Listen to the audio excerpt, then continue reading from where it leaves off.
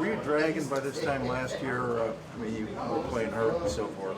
When you played Denver, do you feel almost night and day better now? Or? Yeah, I mean, I feel a lot healthier.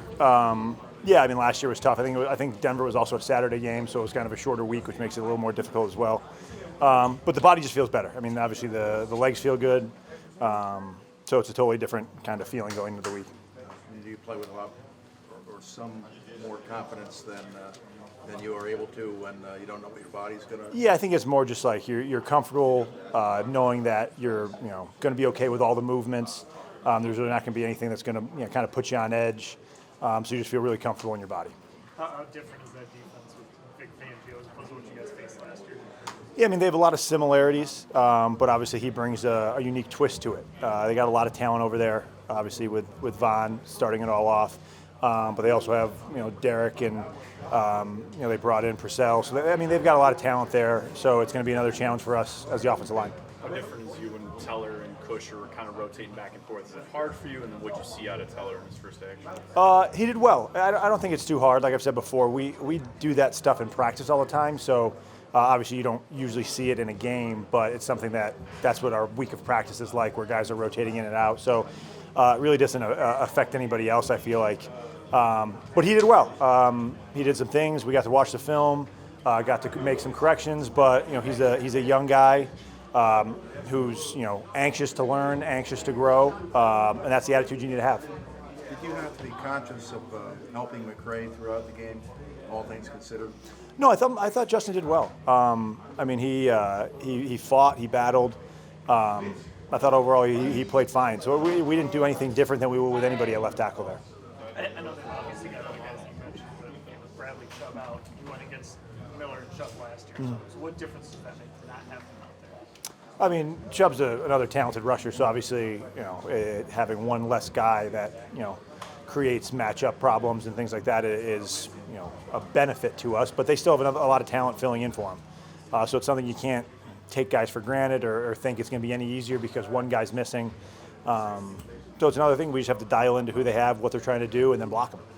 You could make a case that last year's win at Denver was the best win of the season. I think I did make that case myself, looking over the schedule. But what do you remember about it? Was it maybe even that, the best win of the season in its way? It could be. I'd have to go back and look. But we were on our roll at that point where we were just playing really good football. Really clean. We had a great overall game. It ends with Jabril making a big sack to end it. So I think it was just an overall great game by all phases. That game in Denver last year. Is that an extra hard place to win? I mean, road games are road games, but is that it has a reputation as being one of the tougher roads? Yeah, they've got their home field advantage. It's at altitude, something that you kind of have to get used to when you get there. But I think every team has their unique benefits of playing at home. So they have theirs, and you have to go there and match their intensity and match what they do, and then try to win the game. From what you know of Nick Chubb, how determined do you think he's going to be after what the couple fumbles, and you think he's going to try to carry you guys? Yeah, I think he always runs hard. So I don't think he's going to kind of attack the game any differently. That's always his mentality. You see him. I think his yards after contact numbers are always extremely high, and he's always breaking tackles. So I don't think that's going to really change. I think he's obviously motivated. He hates making mistakes. He hates hurting the team. So I think it's more just looking forward to getting an opportunity to help the team and going out there and doing that. So I think that's more what he's looking forward to the opportunity to. There's certain guy quarterback that's playing a real NFL game where you've had some guys come through that kind of get ready and hurry. What goes into getting that quarterback like that ready? Yeah, for us, when we have, in situations where we had guys start for their first game and or just a new quarterback coming in, a lot of that, you've had experience with them in camp and practice.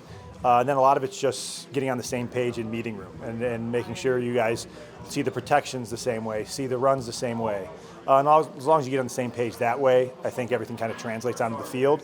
But it's one of those things, this year's kind of the year of the backup quarterback, where just because someone starters out, you can't take a team lightly because of that. We've seen so many instances where the team comes out and plays great in those situations. So it's something that you can't overlook a team because they don't have their starter in anymore. We have a lot of talented quarterbacks in the league now. So it's going to be another challenge for the defense as well to go out there and play the same way they would no matter who was lining up at quarterback on the other side.